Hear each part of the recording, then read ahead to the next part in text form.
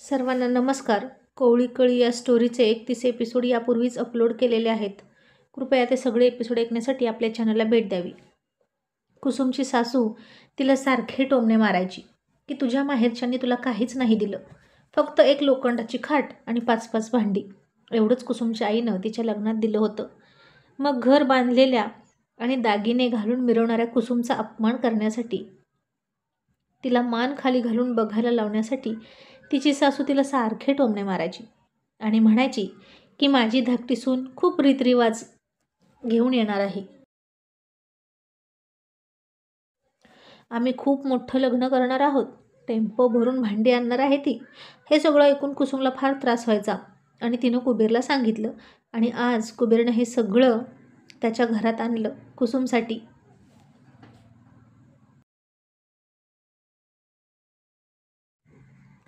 जे जे लहान भावाला मिळणार होतं त्याच्या लग्नात आणि ते सगळं आणलं आणि ते बघून सासू सासरे थक्क झाले. आता घरामध्ये कुसुमला सगळ्या सुखसोयी मिळत होत्या. आज पहिल्यांदा त्या मऊ गादीवर आणि मोठ्या आरशासमोर कुबेर आणि कुसुम एकत्र आले होते आणि त्याने तिला विवस्त्र करून आरशासमोर उभा केली आणि ती लाजून चूर चूर होऊन गेली. मग त्यानं तिला त्या मऊ गादीवर अलगद फुलासारखं झोपवली आणि तिला तर स्वर्गात गेल्यासारखं वाटतं तसं वाटत होतं. पण खालून मऊ गादी असली तरी वरून मात्र तिच्यावर होणाऱ्या कुबेरच्या प्रेमाचा वर्षाव हलका फुलका नव्हता. तो फार उतावीळ होऊन आणि उत्तेजित होऊन तिला किस करत होता आणि बेभान होऊन तिच्यावर बरसत होता. आणि आता ती थोडी घाबरली आणि म्हणाली, अहो हळू ना, बेड तुटेल. बेड तुटला तर काय करायचं?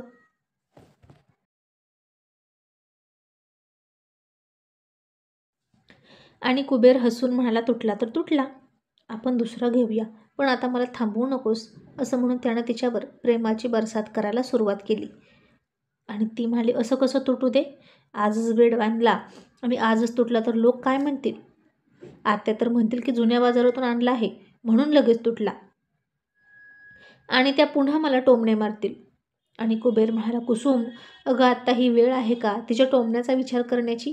गप्प बस. असं म्हणून त्यानं तिच्या तोंडात तोंड घालून खूप रफ किस केला आणि आत्ता त्याच्या तोंडाचा तंबाखूचा वास तिला येतच होता, पण आता तिनंच स्वतःला सवय करून घेतली होती या सगळ्यांची. मग काही वेळाने दोघेही तृप्त होऊन एकमेकाला बिलगून झोपले. मग सकाळ झाली आणि सासू सासऱ्याला म्हणाली, अहो बघितलं का किती ईर्ष्या करते कुसुम आत्तापासूनच. आणि लगेच नवऱ्याला सांगून त्याचे कान फुंकून सगळं सामान घेऊन पण आली.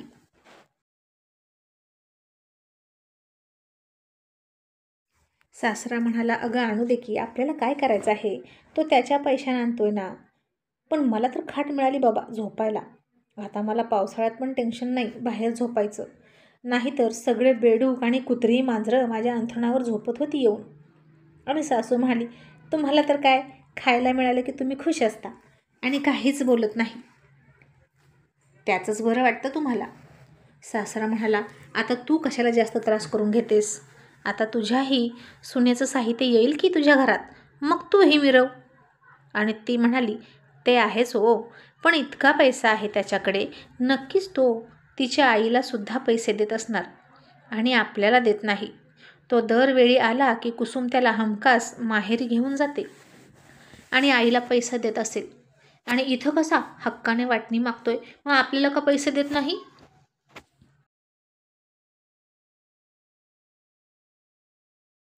आणि झालं, सासऱ्याला तिचा मुद्दा पडला आणि सासरा म्हणाला, बघू आता तुझंही बरोबरच आहेच, मी का त्याला फुकट जमीन द्यायची, त्याचं पण कर्तव्य आहेच की.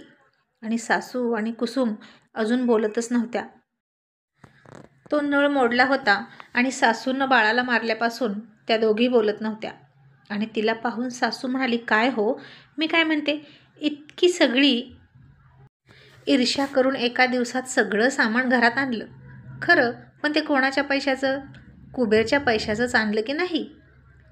ते आणलं तसं घरात लावलं, पण अनिताचं सगळं साहित्य, सगळा रुखवत अख्खी दुनिया बघणार आहे आणि कौतुक होणार आहे. 10 गावची माणसं पाहुणे रावळे जमणार आहेत लग्नाला आणि सगळ्यांना दिसणार आहे आणि 10 गावामध्ये बोलबाला होणार आहे या लग्नाचा. आणि असं लपून छपून घरात नाही जाणार ते साहित्य. आणि हे सगळं लग्नातच द्यावं लागतं आईबापानं, तेव्हा शोभा येत असते. आणि त्यासाठी माहेर श्रीमंत असावं लागतं. भिकारड माहेर असल्यावर कुठे काय मिळणार आहे म्हणा. माझा भाऊ म्हणजे आणि त्याचा वडील श्रीमंत आहे, 13 एकर जमीन आहे त्याला. पण कुबेरला सासरवाडी मात्र भिकारी मिळाली. फक्त 2 एकर जमीन आहे आणि ती सुद्धा बिनपाण्याची. रोज उठून दुसऱ्याच्या बांधाला पळतात खुरपं विळा घेऊन मजुरी करायला. आणि हे ऐकून कुसुमला खूप वाईट वाटलं. ती रडत म्हणाली, आत्या, माझ्या माहेरचं नाव काढायची काही गरज आहे का? ते तुमच्या बांधाला तरी येत नाहीत ना? सासू म्हणाली, अगं आता बांधाला येत नसले तरी तुझी आई वाटणीसाठी भांडायला येते की आमच्यासोबत. जावयाला वाटणी मागायला लावायची आणि त्याच्याकडून ती जमीन गोड बोलून घ्यायची, असाच प्लॅन असणार तुमचा. आता गरिबी असल्यावर ते तरी काय करणार ना. आणि मी कशाला बोलू तुला काही, नाहीतर लगेच आईला जाऊन सांगशील 1चं 2 करून. मी तर हे सांगत होते की आणि त्याचं माहेर खूप श्रीमंत आहे आणि खूप चांगलं चांगलं साहित्य देणार आहेत. हे सगळं कुबेरनं ऐकलं आणि म्हणाला, पण काय गं आई, हे सगळं साहित्य येणार आहे, ते तुझ्या सुनेच येणार आहे, पण त्याचा तुला काही फायदा आहे का? आणि सासू म्हणाली, फायदा कसा नाही, ते सगळं माझ्या घरात येणार आहे, ती माझी सून आहे. कुबेर म्हणाला, मग तुझ्या आईबापानं तुला का दिला नाही इतकं सगळं साहित्य त्यावेळी, जेव्हा तुझं लग्न नानासोबत झालं तेव्हा? आणि ती म्हणाली, तुझ्या नानाच्या घरी काय होतं तेव्हा? एक छपराचं घर होतं आणि असल्या घरात काय द्यायचं? आणि तिला कुबेर म्हणाला, आणि आता तरी तुझ्यासोबत लग्न झाल्यापासून असा काय संसार केला आहे तू त्यांचा? फक्त 2 मुलं झाली, एवढाच काय तो फायदा? बाकी छपराचंच घर आहे, ते छपराचंच आहे ना. संसारात काही प्रगती नाही, याचा अर्थ तू काहीच संसार केला नाही आणि जमीनही पूर्वी होती तेवढीच आहे, वाढली नाही. आणि आता हे ऐकून सासूच्या नाकाला मिरची झोंबली आणि ती सकाळी सकाळी पाहुण्यातच त्याला खूप बडबड करायला लागली. बायकोची बाजू घेऊन मला बोलतोय, एवढासा होता तेव्हा मी सांभाळला, वगैरे वगैरे म्हणायला लागली. कुबेरला शिव्या शाप देऊ लागली. कुसुमला ते ऐकू वाटेना. इतकं शुभकार्य घरात आहे आणि वरमाई म्हणणारी ही बाई उगीचच घरात बोंबलत होती. मग कुसुम म्हणाले, आत्या, का ओरडत आहात? घरात पाहुणे रावळे आहेत, ते काय म्हणतील? आणि सासू कुसुमला म्हणाली, तू गप्प बस, तुझ्यामुळे हे सगळं होतंय. आधीच तू माझ्या सुनेचा इसाळ करतेस आणि आता तुझ्या सांगण्यावरून तो माझं माप काढतोय. मग तेव्हा कसं बसं कुसुमनं सासूची माफी मागितली आणि शांत केली तिला. आता सासूसुना बोलतच नव्हत्या. आज बांगड्या भरण्याचा कार्यक्रम होता, पण कुसुमने तिथं बांगड्या भरल्या नाहीत. सासू एका शब्दानंही भर बांगड्या असं म्हणाली नाही. सासरा फक्त म्हणाला, कुसुम बांगड्या भर. आणि कुबेरसुद्धा म्हणाला, अगं लग्नाचं घर आहे आणि तू बिन बांगड्याची राहशील का? पण कुसुम म्हणाली, जोपर्यंत आत्या म्हणत नाहीत तोपर्यंत मी भरणार नाही आणि मला इथली बांगडी भरायचीच नाही. तुम्ही मला बाहेरून बांगड्या भरा. मग ती कुबेरसोबत हट्टानं बाजारात गेली आणि स्वतःच्या पैशानं हात भरून हिरव्या बांगड्या भरून आली. कुसुमचा स्वभावसुद्धा खूप माणी होता, पण सासूला मात्र काही फरक पडला नाही. ती मुद्दाम सगळ्या बायकांना हात धरून धरून बांगड्या घालत होती. कुसुमच्या आईला तर बोलवलंच नव्हतं या सगळ्या कार्यक्रमासाठी, फक्त लग्नाची पत्रिका दिली होती. कुसुम तर म्हणाली, आई, तू येऊच नको लग्नाला, तू इथे आली की सासू पुन्हा तुझा अपमान करेल, तिच्या सुनेचं साहित्य दाखवून. पण तिची आई म्हणाली, असं नाही, तांदळाला चुकवायचं नाही, मी येणारच लग्नाला.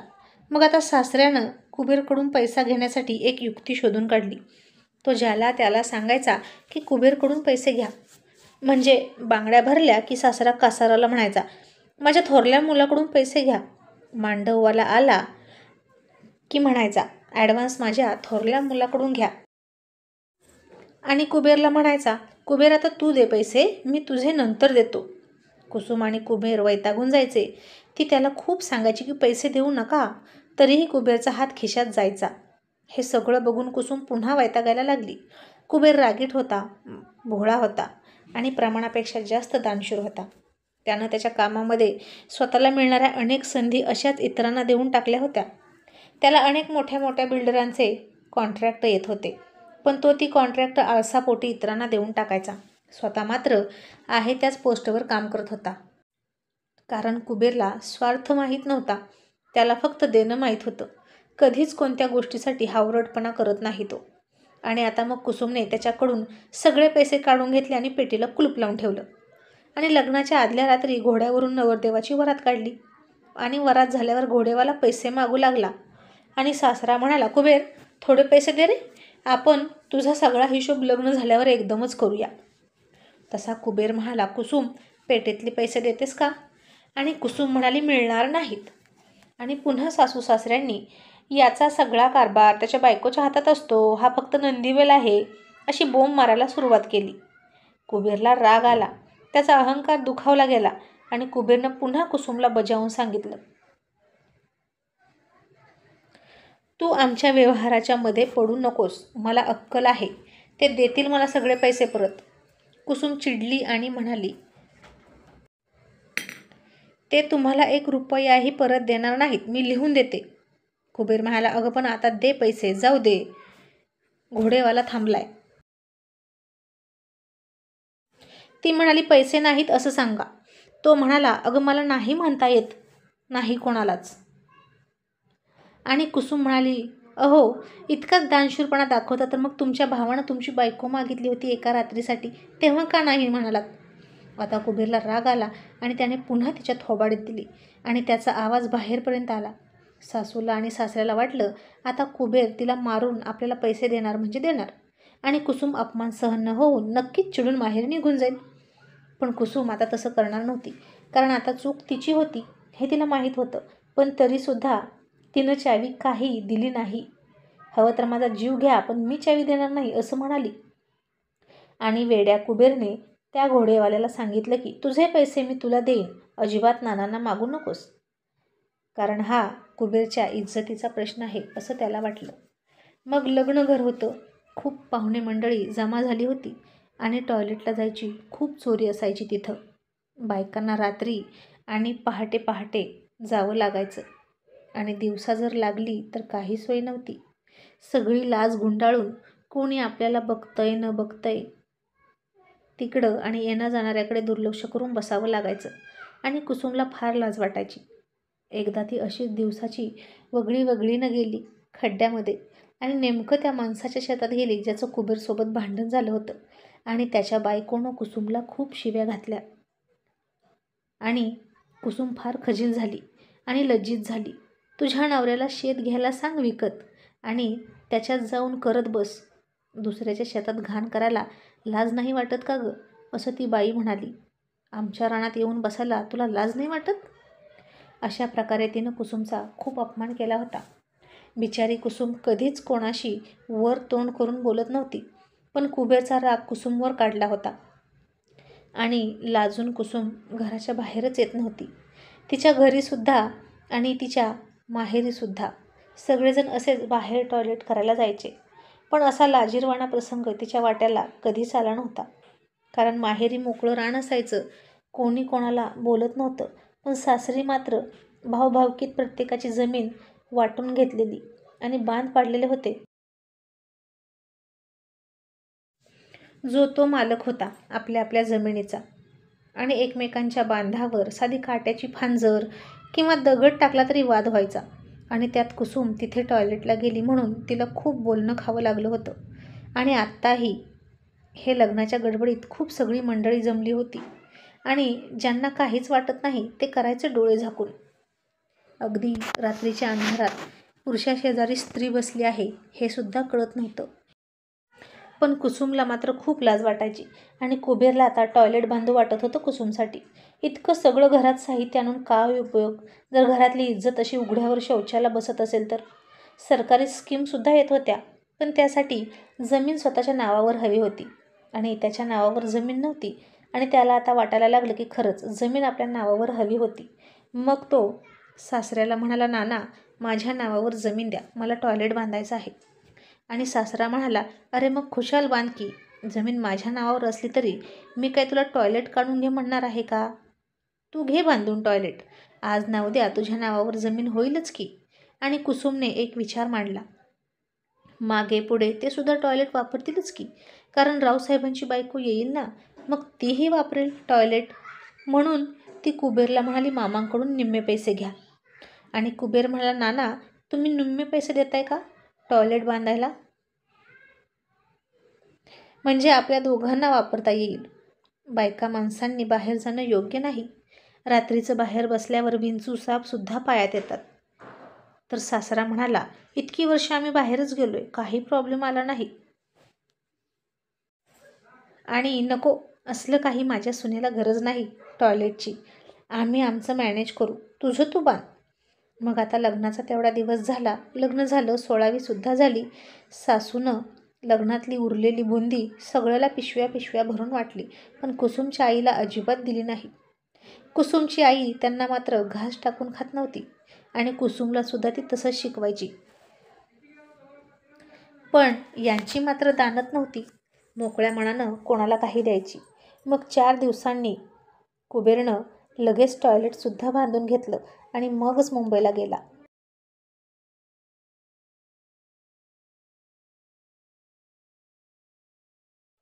आणि आता कुसुमची जाव मांडव परत निघून पुन्हा सासरी आली आणि सकाळी सकाळी उठून कुसुम टॉयलेटमध्ये गेली आणि तिला खूप उलटी आल्यासारखं झालं, कारण कोणीतरी ढीगभर शी करून तिथं गेलं होतं आणि पाणीही ओतलं नव्हतं आणि तिला खूप उलटी आल्यासारखं झालं.